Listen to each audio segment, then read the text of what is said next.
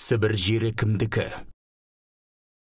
Ұлы Еуразия құрлығын бір замандар ат тұяғының дүбірмен дүр сілкіндірген ата-бабаларымыздың дуалы ауызекі сөздерінен қалып, тарихтың терең тылсымынан сыр шерткен барар жерің Балқан тау, ол да біздің барған тау.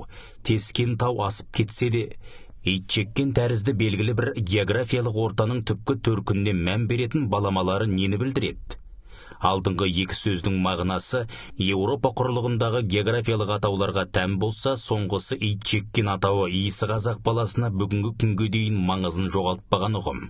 3 ғасыр бойы Ресей империясының бодандығына бой ұсынбай, еркін ойлы ел жұртының тәуелсіздігі жолында құлдық қамыт пен қайыс ноқтаға бастары сыймаған алаштың өр мінезді арыстай азаматтары итчеккенге айдалғаны тарихтан белгілі. Жалпы қазақ ұғымындағы итчеккен бір шеті кең байтақ республикамыздың солтүстік өңірінен басталып, сонау солтүстік мұзды мұхитымен шектесетін Сібір өлкесінің қысы қаһарлы болса да, табиғаты қоңыржай, жан-жануарлар дүниесіне аса бай өңірінің бірі.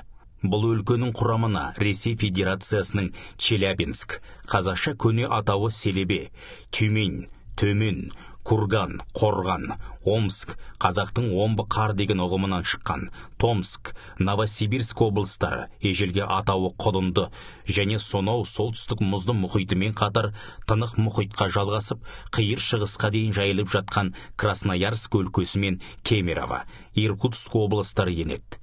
Осындай ұлан-ғайыр жерде бір заманда құрамына қазақтың Арғын, Қыпшақ, Керей, Уақсынды белді рулары кірген және тарихта Сібір жұрты, Сібір хандығы деген атпен қалған көшпелілердің мемлекеті болды. Шалқарбек Кәрібаевтың Сібір қазақтарының тарихы кітабынан алынды. Оқыған Қуат Ахметжан.